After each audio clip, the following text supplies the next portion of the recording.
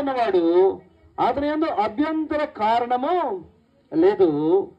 తన సహోదరుని ద్వేషించువాడు చీకట్లో ఉండి చీకట్లో నడుచున్నాడు. చీకటి అతని కనులకు గురుడితనము కలుగజేసను.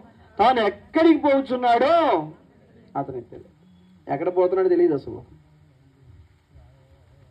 దేవుని ప్రేమించువారు కాబట్టి సహోదరుని ప్రేమించాలి.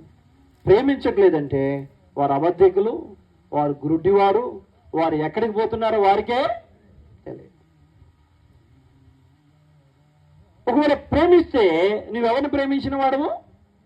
దేవుని ప్రేమించువాడు. దేవుని ప్రేమించువాడిని దేవుడు గణపరుస్తాడు. దేవుని ప్రేమించిన వారు ఆయనకు ఇరుకైన వారు కనబడతారు. దేవుని ప్రేమించువారు సహోదరులను ప్రేమిస్తారు. నాలుగోది మనం గమనిస్తూ వచ్చినట్లయితే యోహాను రాసిన మొదటి పత్రిక